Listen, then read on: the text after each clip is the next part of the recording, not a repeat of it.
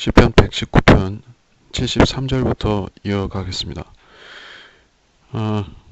알파벳 시편이라는 사실을 여러분 생각하시고 어떤 알파벳에 어떤 내용이 줄을 이루고 있는가 하는 것은 참고 정도로 보면 될 것입니다. 73절부터 읽겠습니다. 주의 손이 나를 만드셨고 나의 형태를 이루셨으니 내게 명철을 주소서. 그리하시면 내가 주의 계명들을 배우리이다. 주를 두려워하는 자들이 나를 보고 기뻐하리니 이는 내가 주의 말씀을 바랐음이니이다. 오 주여, 주의 명령들이 옳다는 것과 주께서 신실하심으로 나를 괴롭게 하신 것을 내가 아나이다. 내가 주께 구하오니 주의 종에게 주신 말씀대로 주의 자애가 나의 위로가 되게 하소서. 주의 온유한 자비들이 내게 임하게 하시어 나로 살게 하소서. 이는 주의 법이 나의 즐거움이기 때문이니이다. 교만한 자들로 수치를 당하게 하소서. 그들은 이유 없이 나를 부당하게 취급하였나이다. 그러나 나는 주의 법규들을 묵상하리이다. 주를 두려워하는 자들과 주의 증거들을 안 자들로 내게 돌아오게 하소서. 주의 규례로 내 마음을 온전케 하소서. 그리하시면 내가 수치를 당하지 아니하리이다. 주의 손이 나를 만드셨고, 자, 창조주가 계시다는 고백입니다. 그래서 성경 독자가 창조론자냐 아니면은 그것을 믿지 않느냐에 따라서 하나님께서 그에게 이 성경을 읽을 수 있는 명철을 주시는가 주시지 않는가가 갈라지는 것입니다. 그래서 창조를 확실히 믿지 않는다고 하면은 우리가 다른 어떤 조건으로도 이 성경을 읽을 수 있는 그러한 내적인 통찰과 지혜는 받을 수가 없습니다.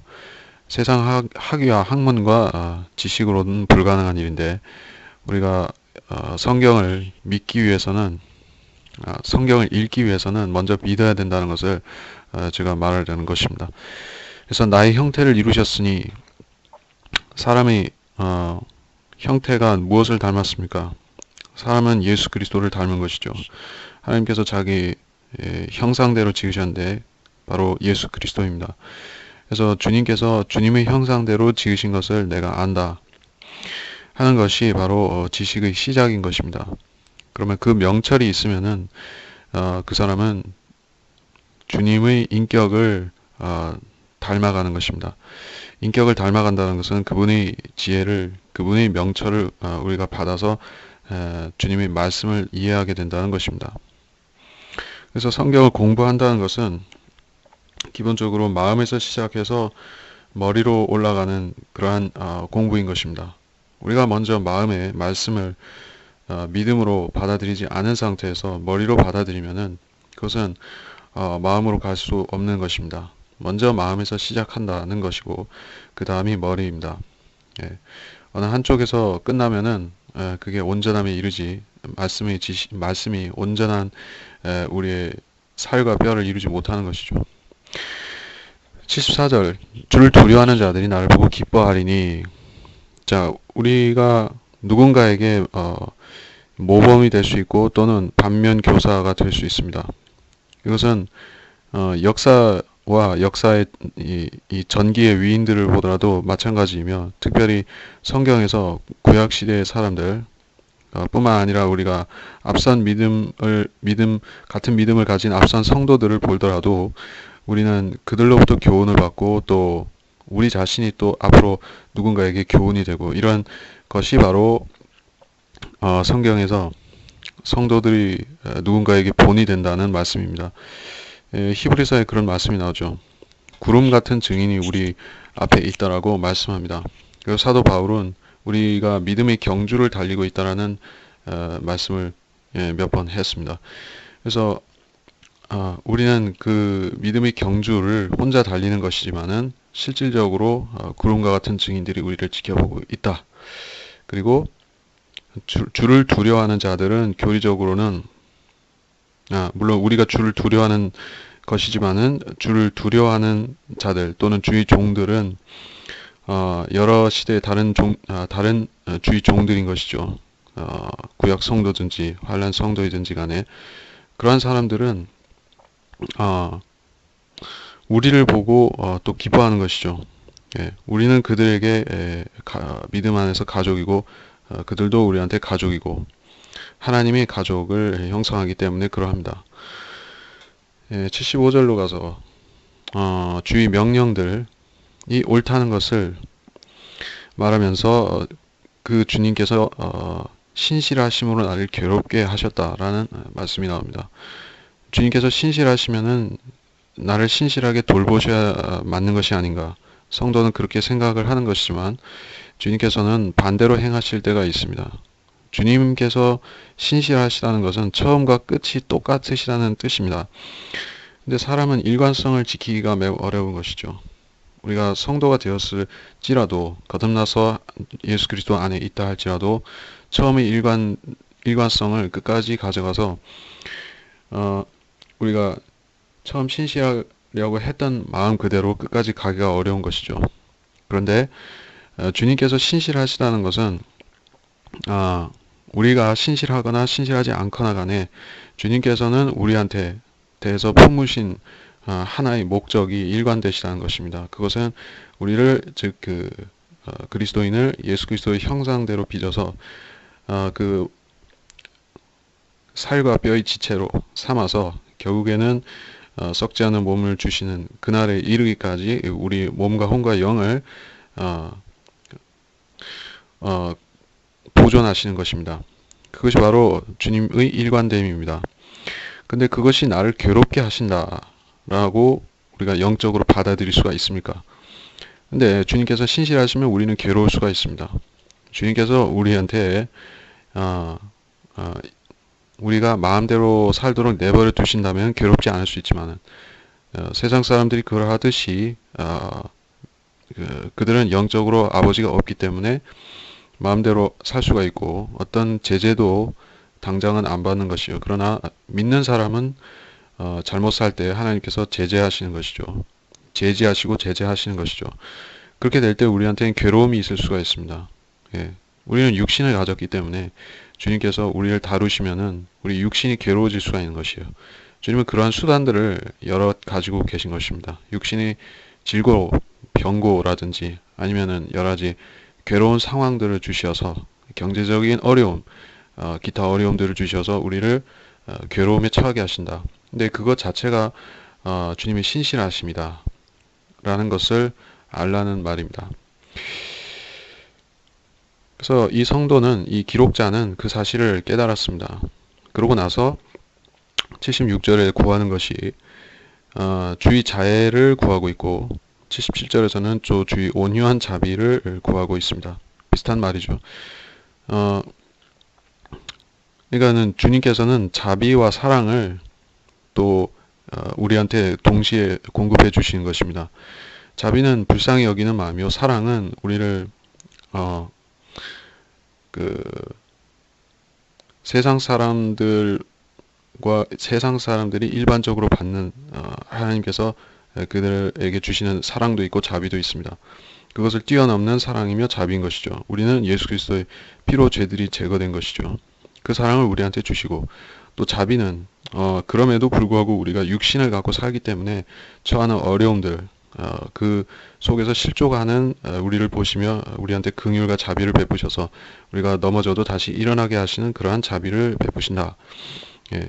그러한 주님의 자비와 또 그 자비는 또 온유한 자비인데 성급하게 베풀어서 주시는 것이 아니지만은 때에 맞게 공급해 주실 뿐더러 그분은 온유하게 그것을 주신다라고 했습니다.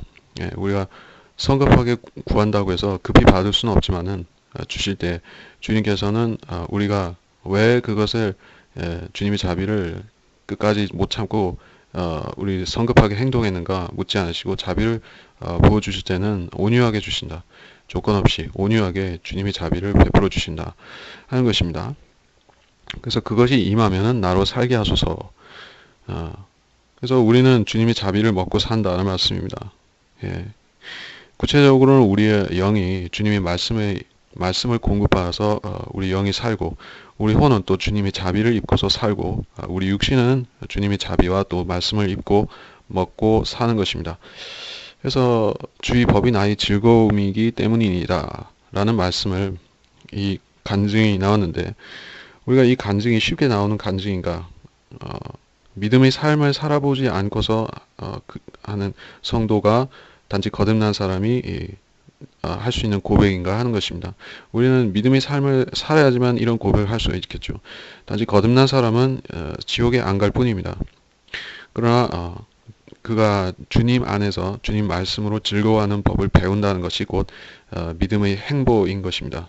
이 행보를 이 삶을 살아보지 않고 걸어보지 않은 사람이 말할 수가 없습니다.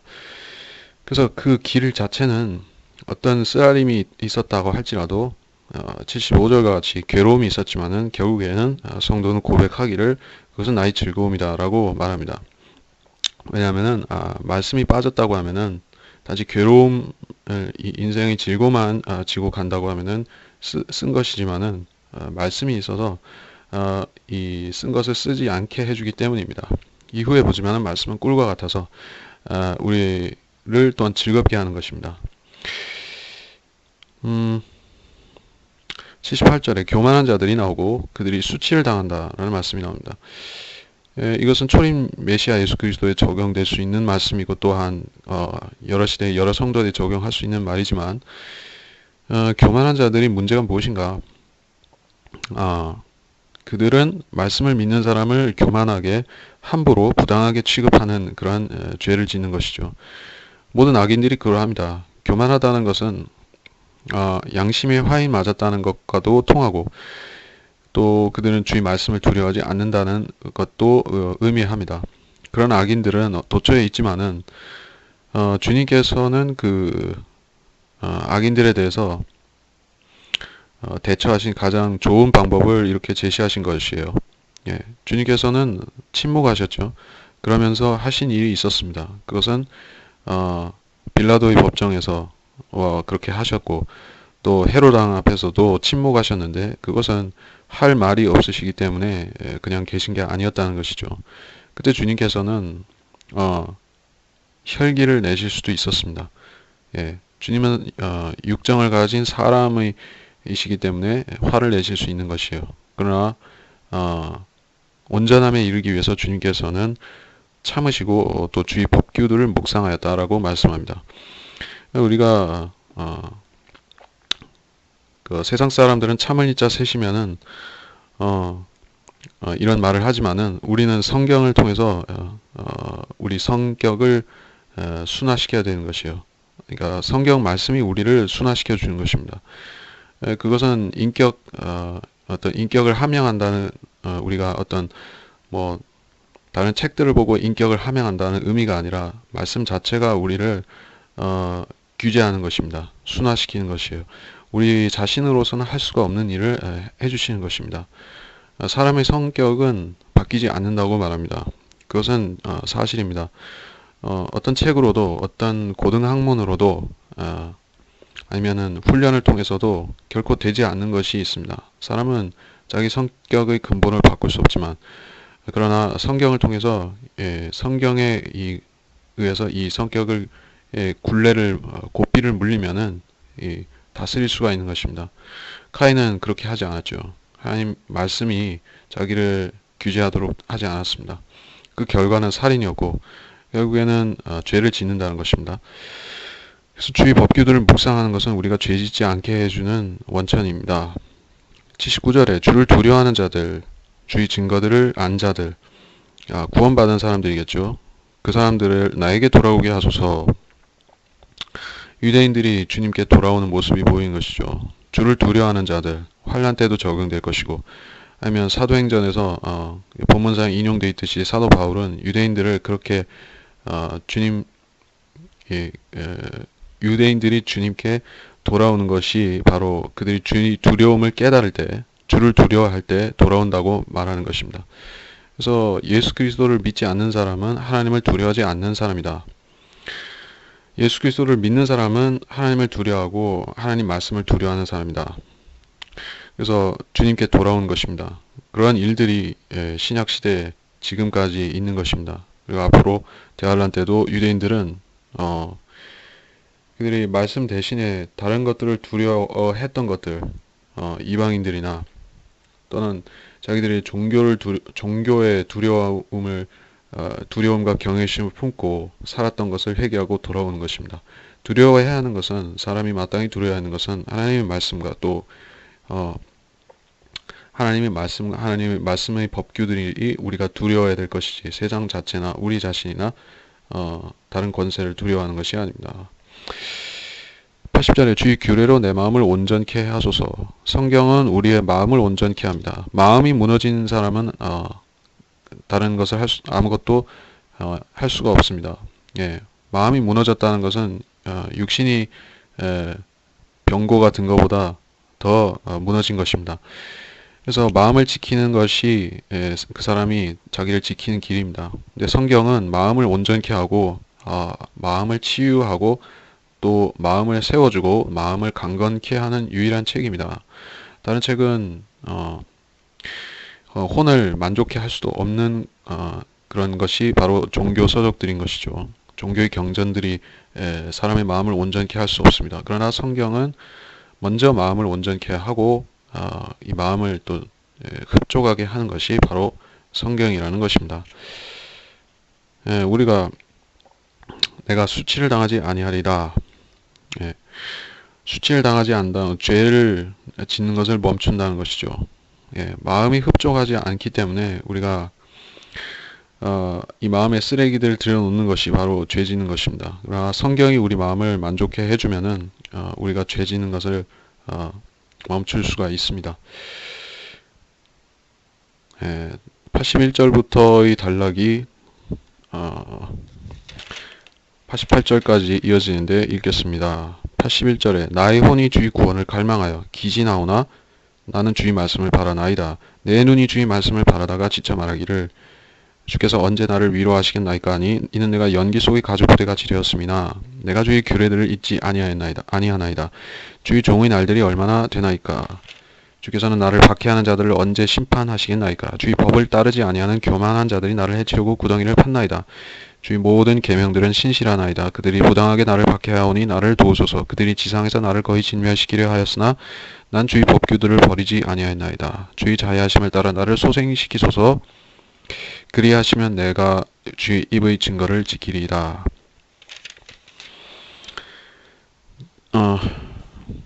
나의 혼이 주의 구원을 갈망하여 기진한데 그때 필요한 것이 말씀이다 라고 했습니다. 말씀은 양식이죠. 양식이고 우리의 영적인 기가를 해결해 줍니다. 말씀은 양식이며 또는 물이기 때문에. 그런데 이 사람은 주의 말씀을 바라고 있습니다. 말씀이 우리 안에 임한다라는 게 무엇입니까? 성령께서 우리 안에 들어오시면은 말씀도 우리 안에 있으신 것이죠. 그리고 성경을 통해서 우리는 우리 안에 계신 성령께서 주신 말씀을 복습하는 것이죠. 말씀은 이미 우리한테 주어졌습니다. 그리고 구체적인 형태로 우리한테 주어집니다. 그리고 그렇게 하기 전에 먼저 말씀은 하늘에 세워졌던 것입니다. 뒤에 나오는 내용이기 때문에 하늘에 세워진 말씀은 이후에 말하겠지만은 말씀은 그렇게 우리한테 거듭 주어진 것입니다. 우리의 손에 가시적인 형태로 들려진 이 한글 킹제임스 성경은 바로 하나님께서 하늘에 세우신 말씀이며 또 우리 마음에 세우신 말씀이며 우리 손에 또 들려주신 그런 말씀입니다. 이것을 믿는 것이 성경대로 믿는 믿음입니다. 그러면 그 말씀은 우리를 이미 만족해 한 것이에요. 근데 이 사람은 주의 말씀을 바라고 있습니다. 말씀을 빼앗긴 사람이죠. 세상이 말씀을 빼앗아 갑니다. 그리고 세상이 말씀을 보지 못하게 하는 것입니다. 지금은 마귀가 간접적으로 그런 문화라든지 세상 풍조를 가지고 하지만은 이 암흑시대 같은 때에는 실제적으로 물리적으로 빼앗아 간 것이죠. 그리고 앞으로 대화할 때는 또 물리적으로 사람들을 말씀을 보지 못하게 하겠죠. 그런 상태에서는 정말 지치는데 주의 말씀이 없어서 더 육신의 권고 이상으로 괴롭게 되는 것입니다. 우리는 행복한 사람들인데 행복하다는 것은 우리가 말씀을 갖고 있다는 것입니다. 말씀을 빼앗긴 사람은 그리고 성령조차도 보장을 가지고 그를 지켜주시는 상태가 아닌 그러한 성도는 얼마나 괴로운 것이겠습니까? 그러나 우리는 성령께서 우리 안에 인을 치시고 보장을 주셨을 뿐더러 또한 확고한 말씀까지 주셨기 때문에 그것은 우리한테 감사요 은혜요 축복이라고 고백할 수 있는 것입니다. 그런 고백을 드리지 못한다면은 그는 이 땅에서 살면서 하나님 앞에 한 번도 감사해 보지 못한 사람과 같습니다. 그리고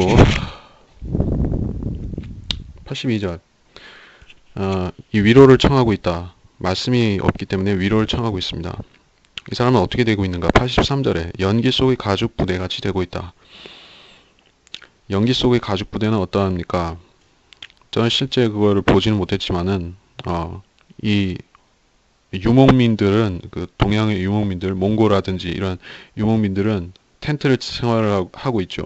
그리고 거기 텐트 속은 항상 그 연기 배추가 따로 터 있지 않아서 연기로 꽉 차 있기가 일쑤입니다. 거기서 밥도 하고 뭐 불도 떼고 하기 때문에 거기에 그런 텐트 속에 가죽 부대를 걸어 놓게 되면은 어떻게 되는가? 이 가죽이라는 거는 연기에 닿으면은 수축하게 되는 것이죠.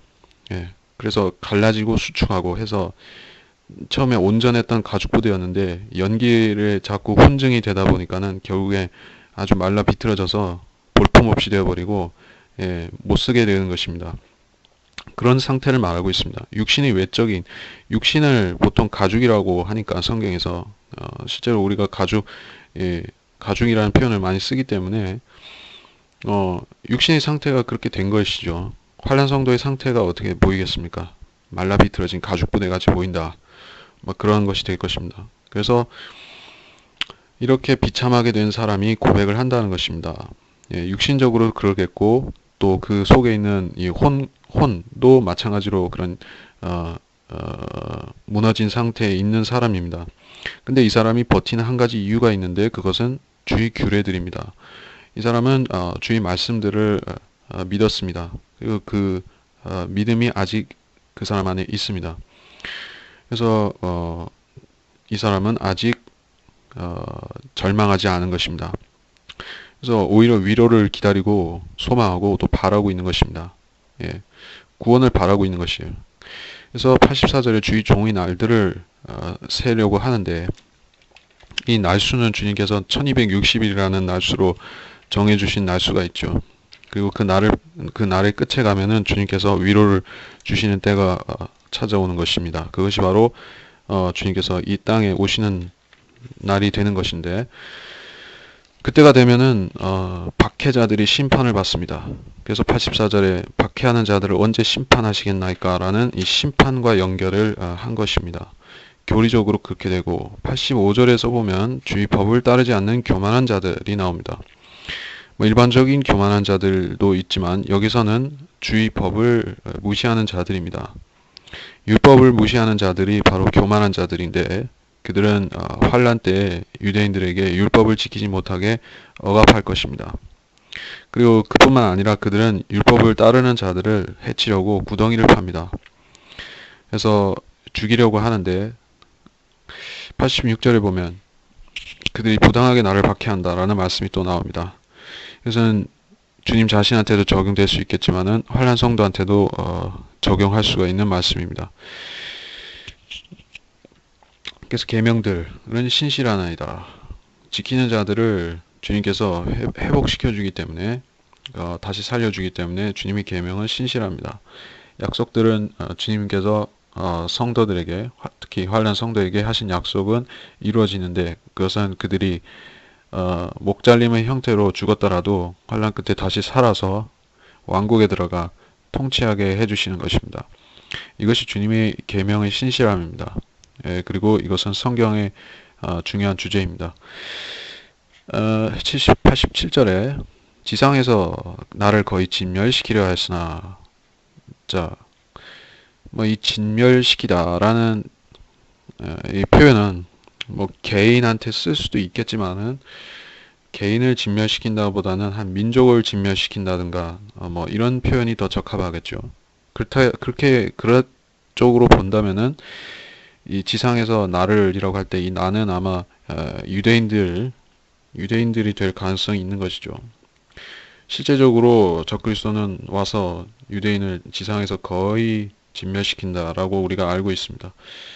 몇 퍼센트가 살아남는지 우리가 정의할 수는 없지만은 거의 진멸시킨 것입니다.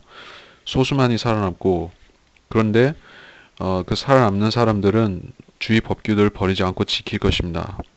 대부분 지킬 것입니다. 그래서 주의 자애하심을 따라 나를 소생시키소서. 소생시킨다. 육신을 소생시킨다. 영적으로 소생시킨다. 그래서 주님께서는 이방을 심판하는 주의 날을 정해 놓으셨고, 또 그 주의 날에는 또 이스라엘이 소생하는 또 은혜가 임하는 날이 되는 것입니다. 그 두 날이 교차되는 것이에요. 그러면은 이스라엘을 소생하고 이 연기 속의 가죽 부대 같이 되었던 것이 회복이 되는 것이죠. 그래서 89절부터 96절까지 단락으로 넘어가겠습니다. 시간이 많이 소요가 되니까 빨리빨리 가도록 합니다. 89절에 오 주여, 주의 말씀은 영원히 하늘에 세워졌나이다. 주의 신실하심은 모든 세대에 이르며 주께서 땅을 세우셨으니 땅이 지속하나이다. 그것들이 주의 율례들대로 오늘까지 지속되오니 이는 모든 것이 주의 종들이기 때문이니이다. 주의 법이 나의 즐거움이 되지 아니하였다면 내가 나의 고난 중에 멸망하였으리이다. 내가 주의 법규들을 결코 잊지 아니하리니 이는 주께서 그것들로 나를 살리셨음이니이다. 나는 주의 것이오니 나를 구원하소서. 이는 내가 주의 법규들을 찾았음이니이다. 악인들이 나를 멸하려고 기다렸으나 나는 주의 증거들을 생각하리이다. 내가 모든 완전한 것의 끝을 보았으나 주의 계명은 심히 넓으니이다. 89절이 여기서 가장 중요한 구절인데, 어떻게 중요하냐면 주의 말씀이 성경이죠. 근데 그 성경은 영원히 하늘에 세워졌다는 말씀을 하고 있습니다. 당연히 셋째 하늘을 말하는 것이겠죠. 셋째 하늘은 우리가 보지 못하지만은 분명히 거기에는 성경이 주님께서 쓰신 성경이 있습니다. 그 성경이 어느 언어로 되어 있든지 간에 우리한테 그 성경은 우리말로도 주어져 있다는 사실입니다. 우리말로 주어져 있는 이 성경, 한글 킹제임스 성경이라든지 아니면 영어로 쓰는 사람들에게 주신 영어 킹제임스 성경이라든지 기타 주님께서 이전 시대들에 주셨던 다른 성경들이 있죠. 그런 성경들은 전부 주님께서 이 주님의 사람들을 시켜서 이 하늘의 성경을 베껴 쓰게 하신 것이에요. 이것은 사람들이 구체적인 증거가 없기 때문에 사람들이 그냥 성경에서 성경을 번역해서 히브리어에서 다른 언어로, 그리고 헬라어에서 신약에서 라틴어로, 아니면은 독일말로, 영어로 이런 식으로 되는 걸로 생각합니다. 실제로 그렇게 되지만은 그 과정에는 주님께서 하나의 표준, 하늘에 있는 이 성경을 주님께서 각 사람에게 지혜를 주셔서 그것대로 똑같이 되도록 하신 것입니다. 이것은 하나님의 섭리, 이 성경을 보존하신 하나님의 섭리인데, 단지 오리지널 원본 성경의 영감만을 주장하는 사람들은 믿지 않는 사실입니다. 그 사람들은 하늘에 이렇게 영원히 세워져 있다는 사실을 실제로는 믿지 않습니다. 믿는다고 하면은, 그런 말씀이 실제로 있다고 하면은 하나님께서 그거를 하늘에만 세워놓고 이 땅에는 안 보여주시겠습니까? 말이 안 되죠. 하늘에 말씀이 세워져 있으면은 그거는 하늘에 그냥 보존만 해 놓으려고 한 게 아니죠. 하늘에는 사실 보존시켜 놓을 필요가 없죠. 셋째 하늘은 무엇이 와서 변질시키는 것이 없기 때문에 거기 보존돼 있기도 하거니와, 이 땅에서도 주님께서는 말씀을 보존해 놓는 것입니다. 예, 그 역사를 믿는 것이 우리가 기본적인 바이블 빌리버의 믿음인 것입니다. 90절에 주의 신실하심은 모든 세대에 이른다. 주께서 땅을 세우셨으니 땅이 지속하나이다. 자, 이 사실을 누가 믿습니까? 신실하심을 모든 세대에 이른다 라는 사실. 세대들은 이제 6,000년이 되었죠. 그리고 또 세대들이 또 오겠죠. 그러면 약 1,000년 동안 세대들이 오겠죠. 그리고 그것이 끝나도 또 세대들은 계속 될 것입니다. 사람들은 태어나고 또 태어나고, 후손들이 계속 이어져도 세상이 형태가 조금씩 바뀌어도 바뀌지 않는 것은 이 근본적으로 하나님이 세우신 이 땅이라는 것은 안 바뀌죠. 새 하늘과 새 땅이 또 되지 않습니까? 땅이 다른 걸로 바뀌는 게 아니라 또 땅이 오는 것이죠. 이게 하나님의 신실하심을 대변한다는 말씀인 것이에요. 예, 땅은 그대로 있는 것이에요. 땅이 지속한다. 땅이 그대로 있다.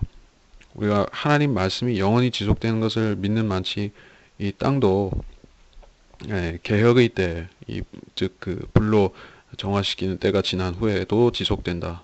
이것은 하나님의 신실하심을 증명하는 것이다.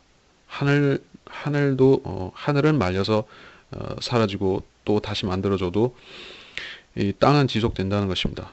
자, 91절. 그것들이 주의 율례대로 오늘까지 지속된다. 땅과 땅 안에 있는 것들은 주의 율례들대로 지속되고 있습니다. 예, 주님께서는 성도의 그리고 모든 사람의 속을 아시고 내장을 지으셨고 머리카락을 세시는 분이시죠. 그리고 피조물들을 설계하시고 운영하시고 섭리하시는 분이시죠. 그렇기 때문에 피조물들은 주의 율례들대로 지어졌고 움직이고 있습니다. 그것들은 주의 종들입니다. 주의 종들입니다. 주를 섬기도록 지어진 것입니다. 92절. 주의 법이 나의 즐거움이 되지 아니했다면, 앞서 고난 중에 있는 성도는 성경 때문에 절망하지 않았습니다. 그런데 여기서도 마찬가지로 말하고 있습니다. 멸망한다는 것은 육신이 멸망하는 것을 말하겠죠. 그리고 영원한 멸망도 포함되는 것이죠. 그렇기 때문에 고난받았던 많은 성도들이 과거에 로마 제국이라든지 암흑시대 등에 순교했던 성도들은 고난 중에 즐거워하는 것을 확실히 우리한테 성경 외적인 증거로서 실증으로서 보여주는 사람들인 것이죠. 그들이 즐거움이 없었다고 하면은, 그것을 그 고난을 즐거움으로 받아들이지 아니했다고 하면은 사람들은 그들이 그냥 멸망한 것으로 치부했을 것입니다. 그러나 육신이 멸망하면서 즐거워하는 사람은 그리스도인 빼고는 없는 것입니다. 세상에 육신을 위하고 육신을 더 잘되게 하려고 하는 그 근본적인 목적이 숨어있는 대부분의 모든 종교들은 육신이 멸망하면은 소망도 끝납니다. 그것은 단지 부활의 소망을 형식적으로 고백한다고 해서 되는 것이 아니라, 진실로 예수님이 나를 위해 죽으셨고 내 죄 문제와 내 죽음의 문제를 해결하셨다는 사실을 믿으면 그때 즐거움이 있는 것입니다. 그리고 그거는 나를 살리는 즐거움입니다. 나는 주의 것이오니, 94절에 나를 구원하소서 내가 주의 법규들을 찾았음이니이다. 환난 성도의 기도로 보여지는 것이죠. 또는 주님께서도 고난 중에 이런 기도를 드리는 것이죠. 그래서 우리는 세상으로부터 구원받아야 됩니다. 또는 이 죄들로부터 우리를 쉽게 에워싸는 이 죄와 허물들로부터 육신을 구해 주시라고 우리가 청해야만 됩니다. 우리의 혼은 그러나 어떤 경우에도 거듭났으면 주님 안에서 안전합니다. 예, 우리한테 적용하는 쪽과 환난 성도나 구약 성도한테 적용하는 이 구원이란 말이 조금 다르다는 것이죠. 우리는 생활 면에 있어서 구원받아야 됩니다. 예, 그것은 우리가 이 말을 쓸 수 있는 것이 우리 생활 면에 적용할 수 있다는 것입니다. 95절에 악인들이 나를 멸하려고 기다렸다. 나는 주의 증거들을 생각하나이다. 자, 제가 뭐라고 했죠? 95절에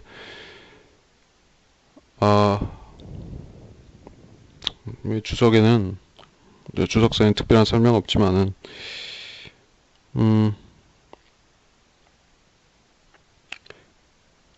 이 모든 구절들은 기본적으로 교리적으로는 환난 때 적용할 수 있는 것들입니다. 예, 세부적인 걸 설명할 필요는 없습니다. 악인들이 누구인가에 대해서, 일반적인 악인들이거나 아니면은 특정 환난 때의 악인들이거나 간에 악인들은 계획하고 모의하고 기다립니다. 예. 그리고 사탄을 닮아서 그렇게 하는 것이죠. 사탄은 한 번에 모든 이 목적을 이루려고 하지 않습니다. 각 시대들마다 사탄이 그리스도인을 박해하는 그리고 미혹하고 이런 것들이 있죠. 그래서 한 번에 다 이루려고 하는 게 아니라 서서히 미혹하는 게 있습니다. 예. 옛날에 있었던 거짓 교리가 없어진 줄 알았는데 또 좀 있으면은 다른 이단이 나타나서 다시 주장합니다. 옛날에 있었던 그 거짓 교리가 지금 다시 부활한다는 얘기죠. 적그리스도도 옛날에 있었던 유다 이스카리옷이 또 나타나는 것이죠. 근데 사람은 어리석기 때문에 예전에 속았어도 또 속는 것이에요. 그 악인들은 그렇게 참을성 있게 기다립니다. 왜? 의인들을 파멸시키기 위해서. 그래서 악인들의 인내는 자기들이 멸망을 초래하는 것이고, 우리의 인내와 수고는 우리의 구원을, 즉 우리가 악으로부터 구원받는 그 구원을 이루는 것입니다. 96절에 내가 모든 완전한 것의 끝을 보았다. 심오한 말씀이죠. 완전한 것이 무엇일까? 이 세상에 완전한 것이 있습니까? 수학적으로, 물리적으로 완전한 것은 이 세상에 뭐가 있죠? 하나님 자신만이 완전한 것이 되겠죠. 근데 여기서는 완전한 것의 끝을 보았다고 했으니까는 하나님은 아닌 것이죠. 세상에서 완전한 것들을 찾아보자면은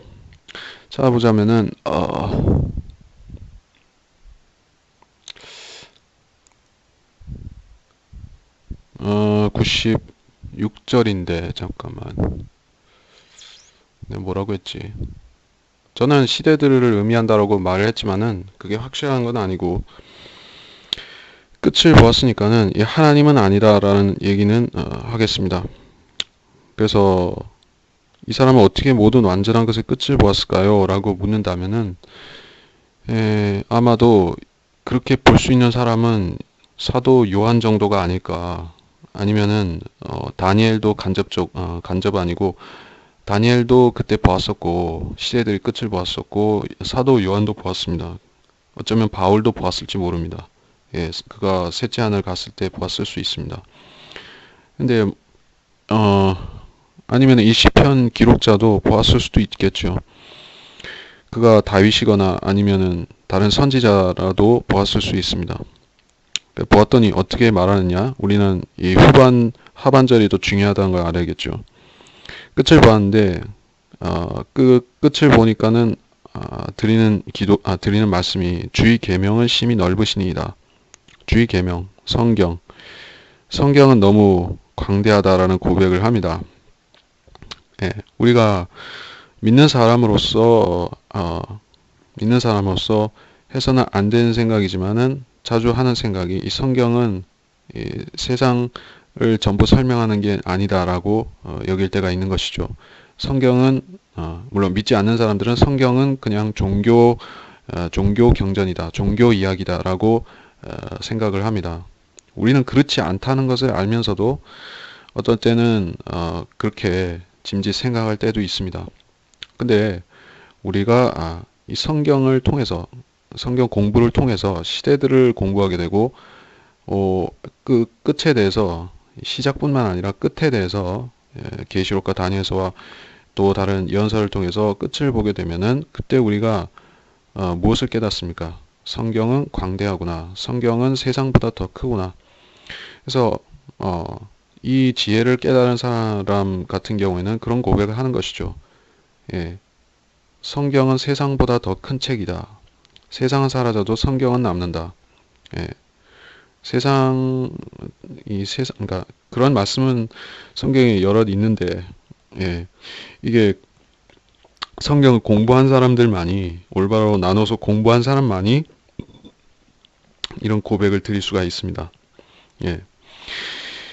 그렇고 97절부터 다시 104절까지 오 내가 얼마나 주의 법을 사랑하는지요 그것이 종일 나의 묵상이 되나이다. 주께서 주의 계명들을 통하여 내 원수들보다 나를 더 현명하게 하셨사오니 이는 그것들이 항상 나와 함께함이니이다. 내가 나의 모든 스승들보다 더 명철하오니 이는 주의 증거들이 나의 묵상이 됨이니이다. 내가 노인들보다도 더 깨달았으니 이는 내가 주의 법규들을 지킴이니이다.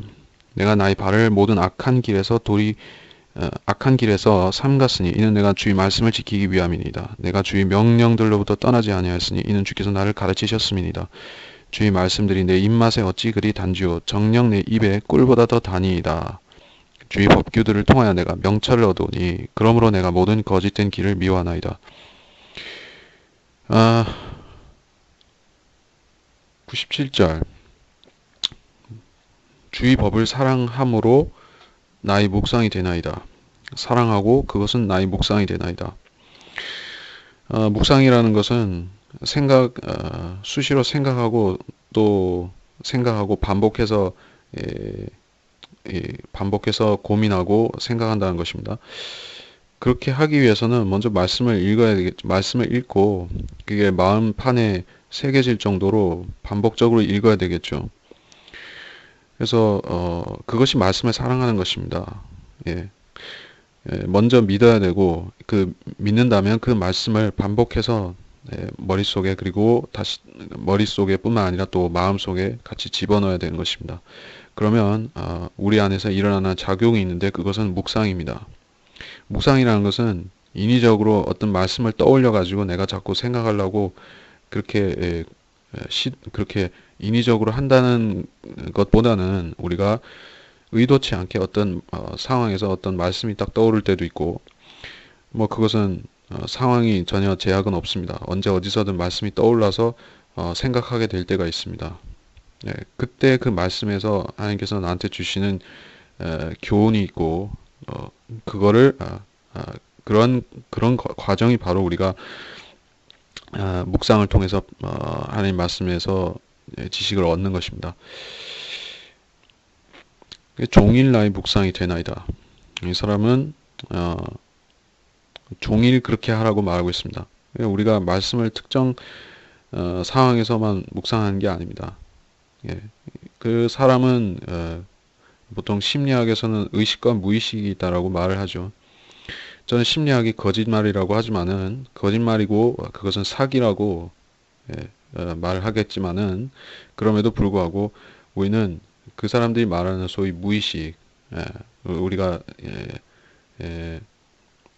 의식하지 않고도 무의식 속에서 뭔가를 계속 생각하고 있을 때가 있다는 그런 식으로는 말할 수 있겠죠.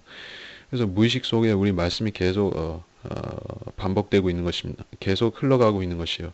말씀을 한번 집어넣으면은 말씀은 그렇게 되는 것이에요. 그러면은 우리는 종일 묵상할 수도 있습니다. 그걸 말하는 것입니다. 말씀을 읽을 시간이 없기 때문에 나는 말씀을 묵상할 수도 없다라고 하는 것은 틀린 말이죠. 그것은 우리가 그만큼 말씀을 보지 않기 때문입니다. 최소한의 삶에서 이 묵상이 가능한 만큼 비중을 둬서 말씀을 읽어야 되는 것입니다. 98절에 주의 계명들을 통해 내 원수들보다 현명하게 하셨다. 여기서는 98절에서는 원수들인데 또 99절에서는 나의 스승들, 모든 스승들이 나왔습니다. 그리고 100절에서는 또 노인들이 나왔습니다. 그래서 우리는 세 방면에서 우리 원수들에 대해서 우리 원수들은 무엇입니까? 복음에 대적하는 원수들, 성경대로 믿는 믿음을 조롱하는 원수들이 또 있겠죠. 원수들은 여러 형태로 이단이라든지 믿지 않는 사람들, 거짓 교인들이 와서 우리 믿음을 시험하고 떠보고 또 비방할 때 우리는 현명한 답을 해줄 수가 있습니다. 우리 주의 계명들을 통해서 우리가 현명한 답을 할 수 있습니다. 주의 계명들은 그렇게 하자면은 우리와 항상 함께 있어야 됩니다. 그래서 묵상을 하라고 한 것이죠. 앞에 99절에 그런데 여기서는 스승들이 나왔습니다.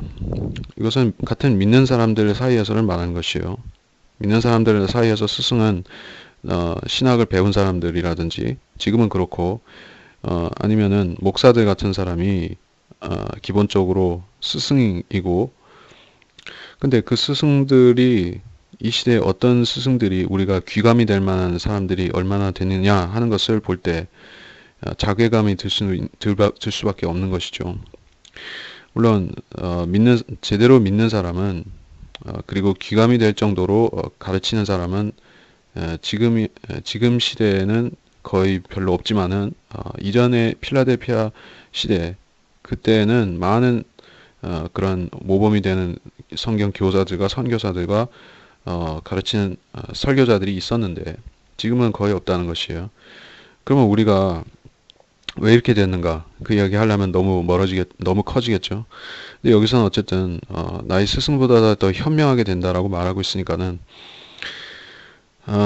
이런 상황에 처한 사람, 우리와 같은 상황에 처한 사람은 어떻게 하는지 알려주는 것입니다. 자, 하나님께서는 무에서 유를 창조하시는 하나님이라는 사실을 기본적으로 우리 알아야겠죠.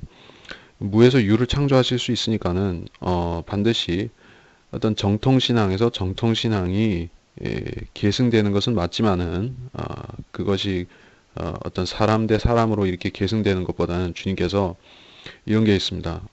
라오디케아 시대에 많은 사람들이 믿음을 상실한 채로 살고 있죠. 그래서 제대로 가르치는 사람도 별로 없는데, 그러면 하나님께서 죽은 필라델피아 시대 목회자들을 다시 무덤에서 일으켜가지고 가르치게 할 수는 없잖아요. 그렇다고 해서 책들만 가지고 하는 것도 아주 충분한 것은 아닙니다. 예, 뭐 라킨의 세대적 진리를 가지고 그것만 가지고 전적으로 충분한 것도 아니에요. 책들이 할 수 있는 일이 있고 책들이 할 수 있는 것 이상으로 필요한 것이 있습니다. 그것은 바로 성령께서 그 사람을 직접적으로 일깨워줘서 동일한 영과 동일한 지식과 동일한 생각과 동일한 영으로 무장을 시켜서 그를 쓰시는 것이에요.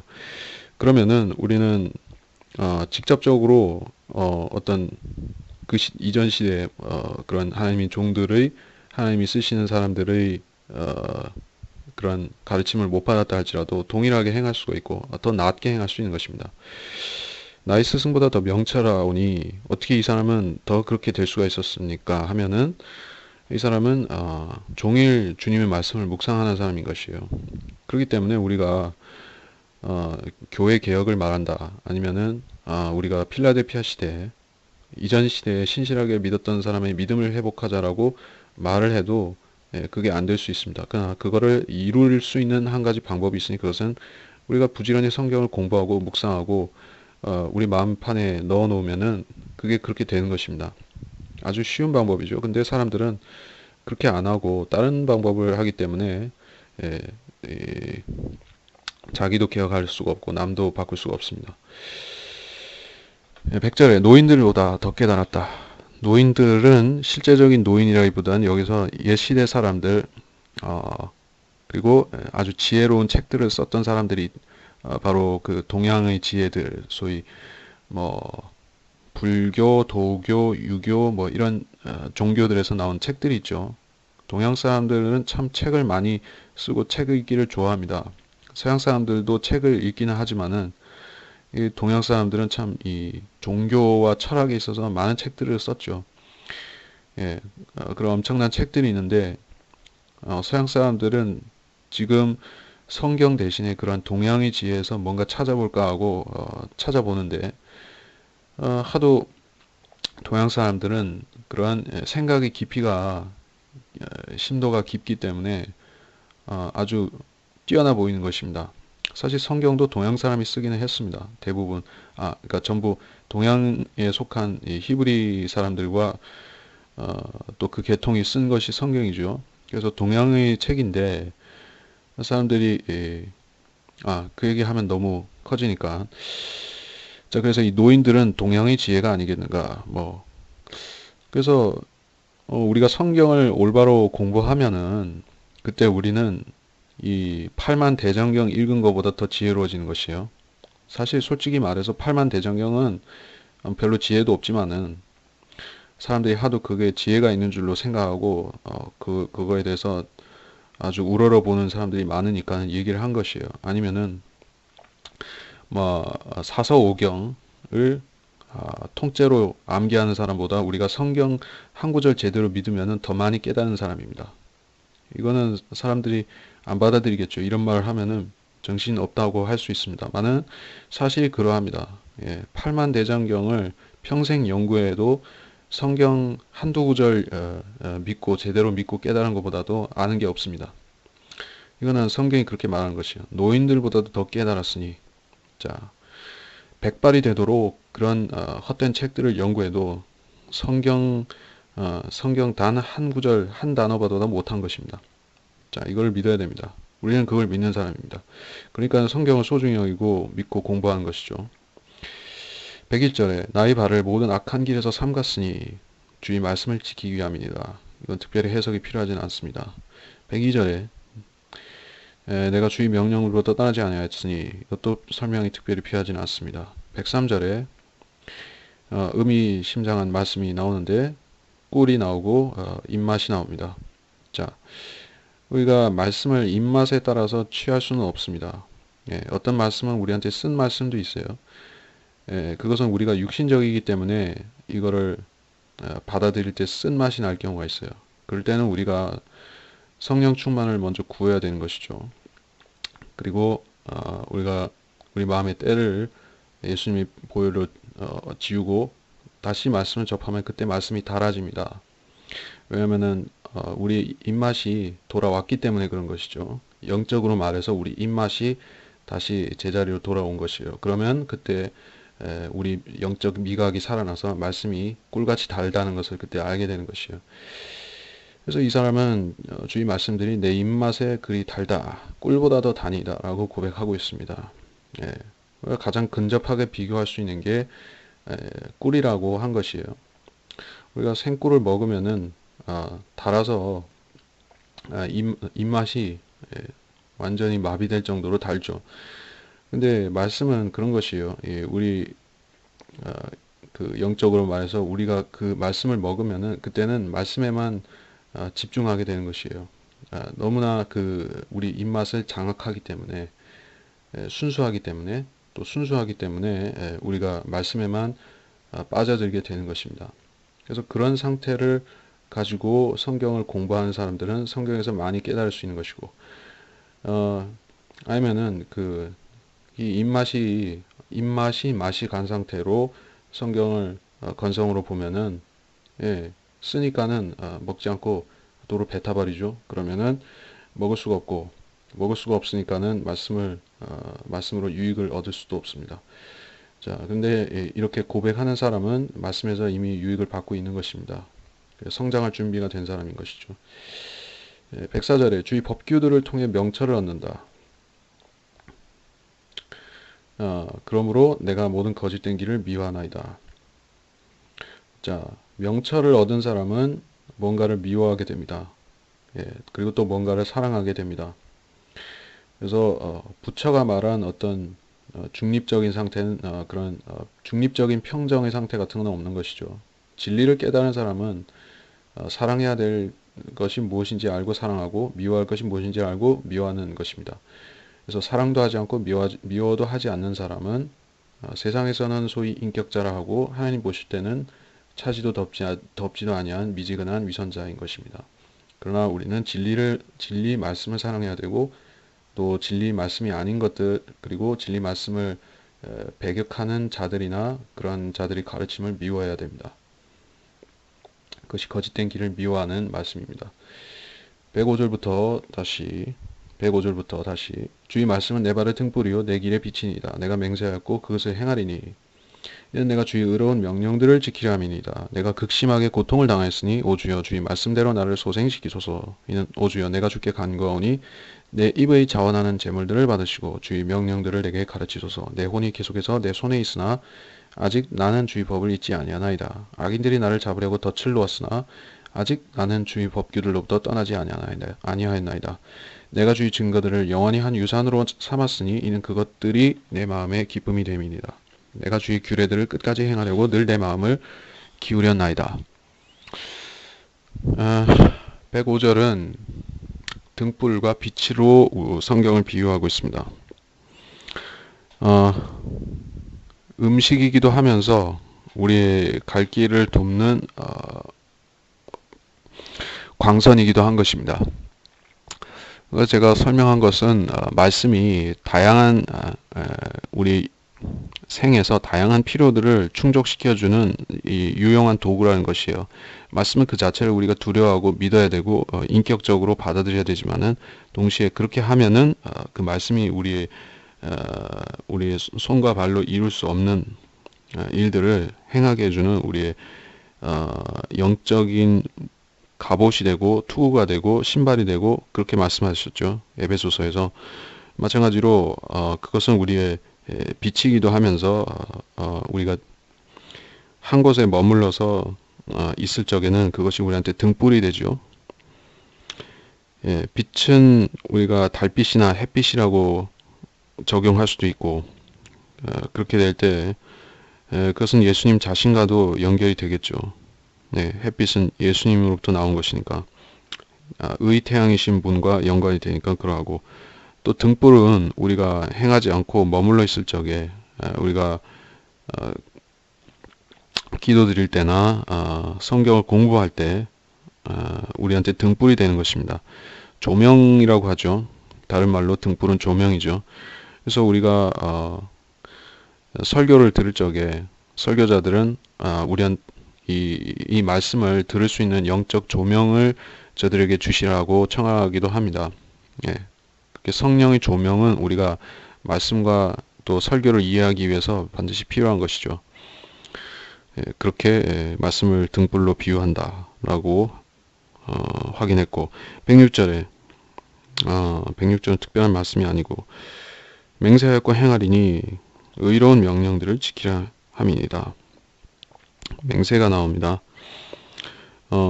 그리고 107절에 고통을 당하였으니 나를 소생시키소서라는 말씀이 나옵니다. 극심하게 고통을 당하였사오니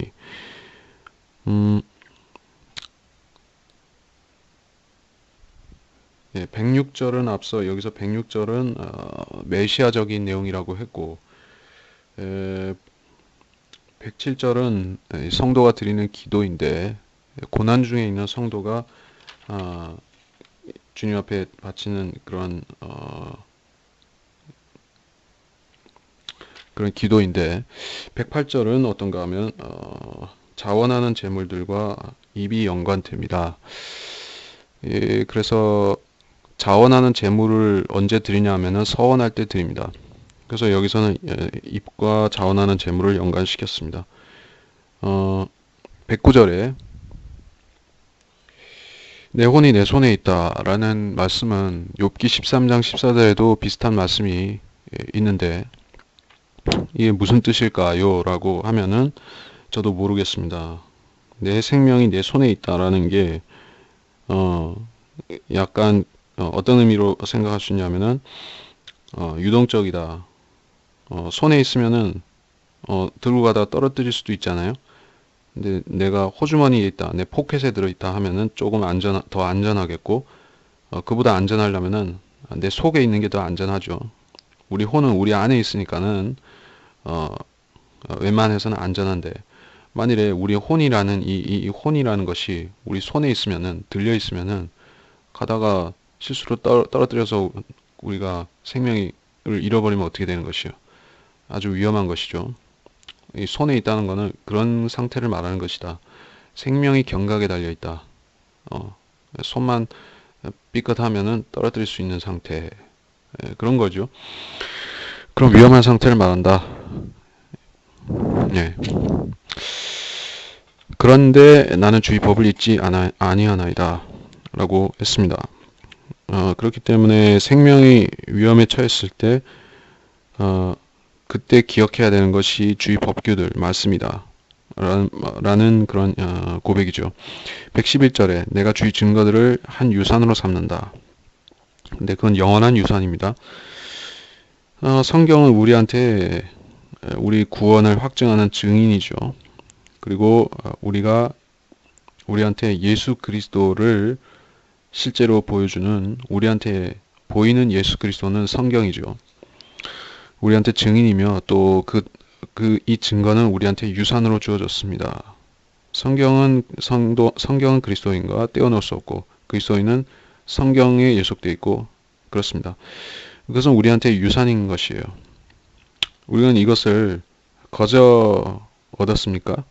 성경을 우리가 거저 얻었습니까? 아니면은 우리가 유산으로 받습니까? 묻는다면은 나는 마음판에 성경이 있어요 라고 하면은 맞습니다. 근데 마음판에 성경이 있는 사람들, 거듭난 사람들이 전부 다 성경을 읽고 공부하지는 않죠. 거듭났으나 그렇게 하는 사람은 오히려 적습니다. 우리가 이 말씀을 충성하고 이 말씀을 읽고 이 말씀에 밀착하고 이 성경 한국 킹제임스 성경 말씀을 우리가 소중히 여기는 이유가 무엇이에요? 하나님께서 이걸 우리한테 보상으로 주신다는 뜻입니다. 보상으로 얻는다는 것은 우리가 힘써 지키기 때문에 받는 즉 그 유산의 의미라는 것입니다. 거저 얻을 수 있는 것은 아닙니다. 힘써 지키고 힘써 수호하면은 그건 우리한테 유산이 되는 것이에요. 이 말씀을 지키지 않으면은 나한테 유산이 없는 것입니다. 예, 빼앗기는 것이에요. 그러면 그거는 뭐 구체적으로 어떤 상태라고 말은 못하겠지만은 그 유산이 없다는 거는 아주 소중한 게 없는 것이죠. 근데 그리고 이거는 우리한테 영원히 주시는 것입니다. 빼앗기지 않는 것이에요. 예, 그렇다면 이건 하나님이 선물인 구원하고는 다르다는 것이죠. 구원은 받았지만 말씀 없이 살면은 그는 유산 없는 이 유산 없이 사는 것입니다. 유산 없이 영원으로 가는 것이에요. 말씀 안에 우리 유산이 있습니다. 그리고 112절은 짧은 내용이지만은 끝까지 행하려고라는 말은 대환란의 분위기, 뉘앙스를 보여준다라는 것을 제가 얘기를 했습니다. 이건 별도로 강조할 필요는 없을 것입니다. 끝까지라는 것을 시대적으로 적용할 때에는 대환란이 됩니다. 113절부터 다시 마지막 패러그랩인데 이 120절까지 가겠습니다. 내가 헛된 생각들을 미워하고 주의 법을 사랑하나이다. 주께서는 나의 은신처시며 방패시니 내가 주의 말씀을 바라나이다. 너희 행악자들아 내게서 떠나라. 나는 내 하나님의 계명들을 지킬 것이라. 주의 말씀대로 나를 붙드시어 나로 살게 하시며 또 나로 내 소망을 부끄러워하지 않게 하소서. 나를 붙드소서. 그리하면 내가 안전할 것이요 또 내가 주의 규례들을 끊임없이 존중하리다. 주의 규례들을 떠나는 자들을 주께서 다 짓밟으시리니 그들의 속임수는 거짓이니이다. 주께서 세상의 모든 악인들을 찌꺼기같이 버리심으로 내가 주의 증거들을 사랑하나이다. 내 육신이 주를 두려움으로 전율하오며 내가 주의 명령들을 두려워하나이다. 113절 헛된 생각들을 미워하면 주의 법을 사랑하게 됩니다. 성경을 제외하고 세상에서 지혜라고 하는 것, 지식이라고 하는 것들은 전부 헛된 생각입니다. 그리고 내 육신에서 나와서 내 육신을 위하고 내 육신을 즐겁게 하는 내 육신의 생각은 헛된 생각입니다. 그리고 주의 법을 사랑하는 것은 내 헛된 생각을 미워하는 것입니다. 헛된 생각이 대부분 육신적으로 나오고 육신적인 것이고 육신에서 나오는 것이니까는 우리가 육신을 미워하면은 육신과 육신적인 생각을 미워하면은 우리는 주의 법을 사랑하게 되는 것이죠. 그래서 성경을 믿는다 하는 것은 바로 이것을 지키는 것입니다. 성경을 믿는다는 것은 성경을 사랑한다는 것이고 육신적인 생각을 미워하는 것입니다. 114절 주께서는 나의 은신처시며 방패시다. 이거는 뭐 설명할 게 없죠. 당연히 그러니까 115절에 행악자들아 내게서 떠나라. 나는 하나님의 계명들을 지킬 것이라. 이것은 주님께서 친히 하신 말씀과 연관이 되는데 마태복음에 여러 번 나옵니다. 불법을 행하는 자들아 내게서 떠나가라. 주님께서 재림하셨을 때 악인들에게 이런 심판의 선고를 내리시는 말씀입니다.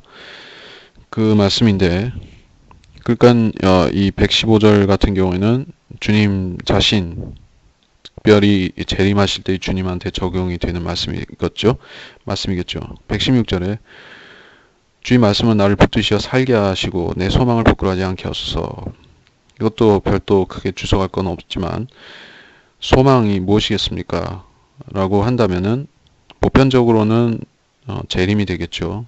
구약 성도도 마찬가지로 주님이 오셔야 되는 것이고 우리도 재림이고 그리고 한 가지 더 우리는 주님 오실 때 주님 자신의 모습으로 서게 되는 것 이것이 우리 소망입니다. 근데 이 소망은 우리 안에 확고하게 주어진 약속이기 때문에 우리는 이거를 못 받아서 어떤 수치를 당할까 부끄러워할 필요가 없습니다. 수치를 당하지 않을 것이기 때문에 부끄러워할 이유가 없습니다. 우리한테 확실하게 주신 소망이죠. 그러면 안 부끄러운 것이에요.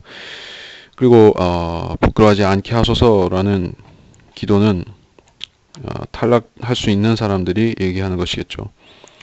우리한테는 해당 안 되지만은 환난 성도는 소망을 잃어버릴 수도 있습니다. 소망을 상실하고 멸망할 수도 있습니다. 그렇기 때문에 이런 기도를 드릴 때 이거는 교리적으로 그들한테는 그런 의미입니다. 117절에 나를 붙드소서 내가 안전할 것이요 내가 주의 규례들을 끊임없이 존중하리다. 안전을 이야기하고 있습니다. 세상에서 말하는 안전이라는 것은 하나님을 붙들고 하나님 말씀을 붙들고 하고는 전혀 상관없다고 하죠. 세상에서 안전하려면은 보험 같은 것을 드러나야 되고 또는 안전한 곳에 가서 안전한 일을 하면서 안전하게 살면 안전하다고 생각하죠. 그래서 위험한데 안 가면 안전하다고 생각하지만은 하나님은 그렇지 않은 것이요. 하나님께서 그 사람을 붙드셔야 되는 것이에요. 그렇게 하나님께서 그를 붙드시려면 먼저 그가 하나님 말씀을 붙들어야 됩니다. 그래서 여기서는 주의 규례들을 존중한다라고 말씀하고 있습니다.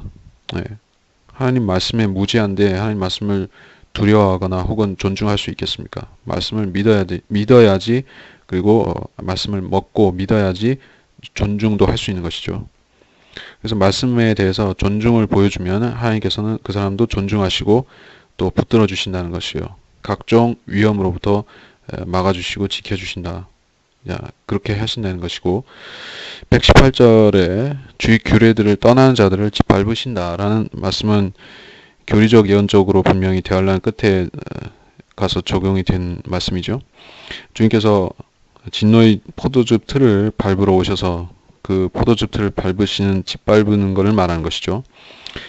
그리고 여기서 속임수라는 것은 적그리스도와 관련이 되는데 워낙에 사탄 자신이 육신으로 나타났기 때문에 거짓의 아비인 사탄을 닮아서 그도 속임수가 각종 속임수로 속이는 자입니다.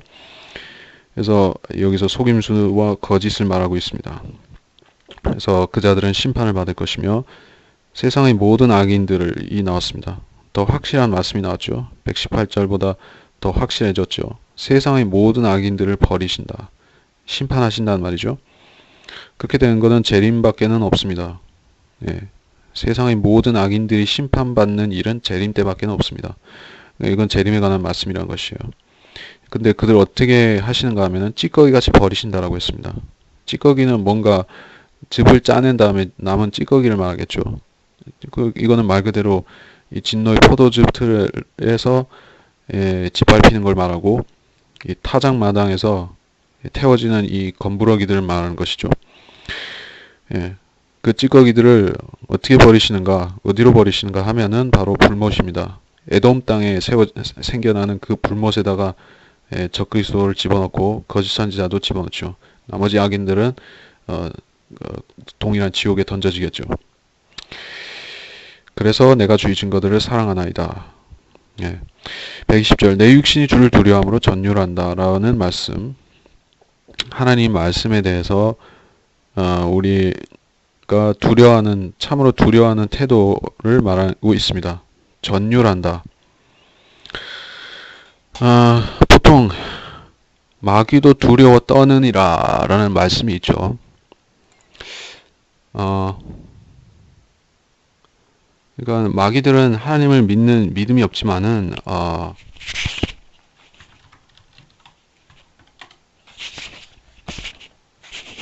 제가 지금 그 말씀을 찾기는 어려우니까는 마귀들도 하나님의 존재를 알고 두려워하며 떱니다. 그거하고 이 120절에서 말씀하는 전율과 뭐가 다르겠습니까? 다르죠. 어떻게 다른가 하면은 마귀들은 하나님이 계신 것을 알고 그 하나님께서 자기들을 지옥에 던져 넣을 그런 무서운 분이라는 걸 알기 때문에 단지 그것 때문에 두려워하는 것이요. 그리고 여기 120절에서 두려워한다는 것은 감격도 포함된 두려움이죠. 그렇게 두려우신 하나님, 마귀들을 심판하시고 악인들을 사정없이 심판하실 그 하나님께서는 그 악인들보다도 하나도 나은 것이 없는 죄인, 단지 나은 것 한 가지가 있다면은 예수 그리스도를 믿었다는 것, 그리고 환란 때는 계명을 지켰다는 것이 되겠죠.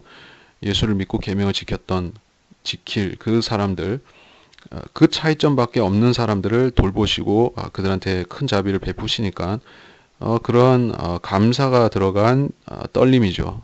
그런 전율인 것이에요. 그러니까 엄연히 다른 것입니다. 우리는 기뻐서 떨고 감사해서 떨고 또 동시에 두려워서 떠는 것이고 마귀들은 그냥 두려워서 떠는 것이고 같아도 다른 것입니다. 은사주의자들은 그 영적 체험을 강조하면서 이런 떨림 현상들을 많이 나타냅니다. 그러니까 성령을 모방하는 악령들은 다 비슷비슷한 것입니다. 성령이 하시는 일도 다 흉내내는 것이에요. 성령께서도 같은 일을 하실 수 있다는 걸 알아야 됩니다. 무조건 하고 육체적으로 뭐 나타난다고 해서 하나님을 두려워할 때 회개할 때 뭐 떤다고 해서 잘못된 건 아니죠. 회개할 때 정말로 하나님 앞에 뭐 무릎 꿇고 기도하면서 두려워 떨면서 기도하는 사람도 많이 있죠. 근데 은사주의자들은 그게 아닙니다. 그 두려워서 떠는 게 아니라 그거를 즐기는 것이에요. 신기한 현상, 하나의 신비 현상으로서 즐기는 것입니다. 예. 그러니까 락 콘서트에 가서 막 그 거품 물고 이렇게 간질병 발작같이 하는 거하고 비슷하게 떠는 것이에요. 그 마귀들이 떠는 것이죠. 그러니까 하나님께서는 그런 걸 요구하신 게 아니라 우리가 말씀이 두렵고 말씀이 우리한테 존귀한 줄 알아서 떨라고 하는 것이에요. 하나님 말씀 앞에 떨지 않는 사람은 하나님께도 떨지 않습니다. 그런 그 사람은 세상을 두려워하는 사람인 것입니다. 예, 그렇게 해서 이번 시간은 살펴볼 구조는 다 보았습니다. 예, 이렇게 마무리 말로서 간단히 하고 넘어가면은 이 119장이 이제 한 단락 이 한 과정 1시간 더 할 분량만 남았는데 참 긴 장이지만은 우리가 영적인 교훈들을 풍성히 발견할 수 있는 장이었습니다. 그래서 나머지 부분도 비슷하게 흘러갑니다. 그리고 이제 시편에 아직도 많이 남았습니다. 시편이 아직도 많이 남았지만은 그 뒤에 가면은 새로운 주제는 별로 나온 거 없죠. 앞에서 우리가 이미 다 대환란에 대해서 많은 구절들을 봤고 천년왕국에 대해서는 물론이고 그러니까 우리가 반복하고 또 복습한다는 의미로 보는 것입니다. 주님의 말씀을 우리가 항상 반복하고 반복해서 우리가 묵상할 수 있을 정도까지 우리 마음에 새겨져야 됩니다. 그러니까 우리가 시편을 공부할 때 비슷한 말씀 또 나와도 우리가 또 공부한 이유가 그것입니다. 예, 말씀이 우리의 양식이 되려면 그렇게 곱게 빠져서 우리 마음에 잘 정착이 되어야만 됩니다. 그렇게 하시고 말씀을 계속 공부하도록 하겠습니다. 예, 그럼 기도하고 마치겠습니다. 하나님 아버지, 이번 시간 말씀을 통해서 시편 119편에서 예언적인 말씀과 영적인 교훈들을 올바로 나눠서 성도들이 믿을 수 있도록 제가 최대한 가르쳤습니다. 그러나 주님께서는 아시오니 주님의 말씀이 존귀 여김을 받으시는 것은 바로 이 말씀을 믿고 깨닫는 성도들을 통해서 하시는 것입니다. 그러므로 모든 사람들이 그러니까 이 말씀을 들은 모든 사람들이 주님께서 주시는 좋은 지혜와 좋은 조명을 받아서 이 말씀을 자기한테 주시는 모든 부분들을 잘 놓치지 않고 받아들일 수 있게 해주시기 바랍니다. 저는 말씀에 있는 것들 중에 작은 일부를 전하려고 했지만은 이제 주님께서는 더 큰 것들을 믿는 사람들에게 더 큰 것들을 깨닫게 해주시고 저한테도 더 큰 깨달음을 주셔서 제가 말씀을 더 지혜롭게 더 정선되어서 정선된 그러한 말씀으로 전할 수 있게 해주시기 바랍니다. 그리고 성도들이 또한 은혜를 발견해 주시고 이 말씀에서 누릴 수 있는 100% 은혜를 얻을 수 있게 해주시기 바랍니다. 말씀은 우리의 양식이며 우리 입술에 꿀과 같습니다. 그러면 우리가 말씀의 은혜와 말씀에서 누릴 수 있는 우리 영적인 혜택을 모두 받게 해주시기 바랍니다. 감사드리며 위대하신 주 예수 그리스도의 이름으로 기도합니다. 아멘.